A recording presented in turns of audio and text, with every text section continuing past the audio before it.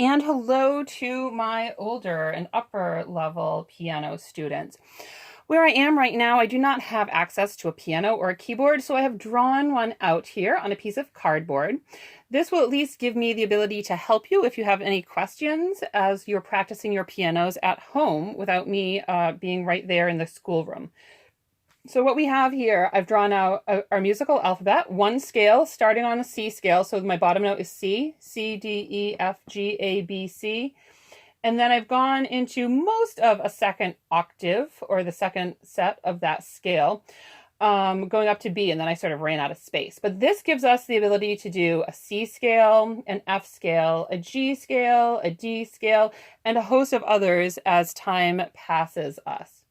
What I've also done is drawn in our sets of 2s and 3s for the sharps and the flats. So if you want to remember, when you see a note in a scale or in a song that is sharped, it means it moves up 1. So if you have a C and you see a C sharp, it's going to go up 1 to this black note. If you see an F or an F sharp, it's going to scoot 1 up to that black note. Also, in your music, you're going to find flats. When you see something that's flatted, it means it goes down a half step. So if you have a B flat, it's going to go down to that black note that's right next to it. If you have something that's an E flat, it's going to go down to that next black note. Those are the ones that you're going to see most frequently in the music that I have given you and in your scales and your 5-finger exercises. What Somi and Tito would like to do with you today is to remember our 5-finger exercises, and whether or not you have a piano in your home right now, there are a lot of things that you can do to keep your fingers ready and to keep your brains active and engaged in your piano music. If you do not have access to a piano or a keyboard, you can do like I've done and draw one out, making sure that everything is spaced out appropriately with your sets of 2s and 3s in your musical alphabet in your scale there. You can also do basic exercises with your fingers just by resting them on a table or on the arm of your chair and tapping each finger. Remembering to keep your fingers nice and curved and rounded, no flat fingers, nothing sticking out like that, everything nice and curved. Our spider fingers are totally being used here. So you can practice things like your 5-finger exercises, 1, 2, 3, 4, 5, 4, 3, 2, 1. You can do that a bunch of times. You can even practice your chords, 1, 3, and 5. What I'm going to show you now is how to remember how to play those 5-finger exercises.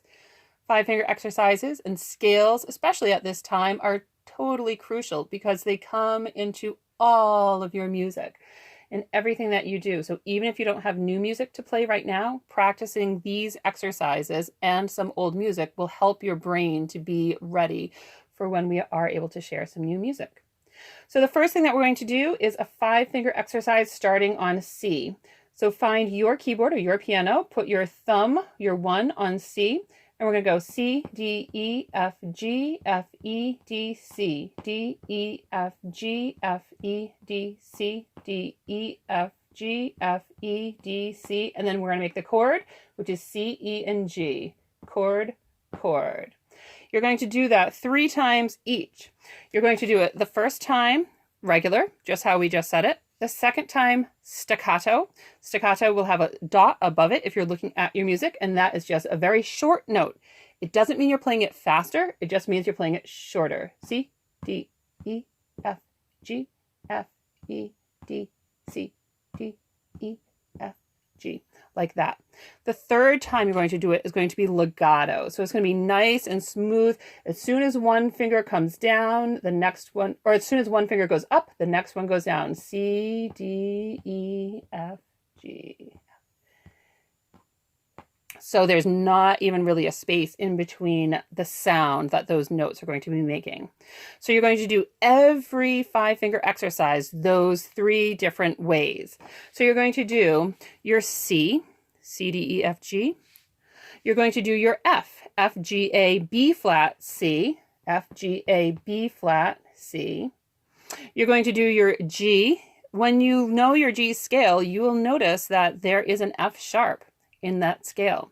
But when you're just doing a 5-finger exercise, G, A, B, C, D, it doesn't go up to that F sharp. So everything will be played on those white notes for the 5-finger exercise.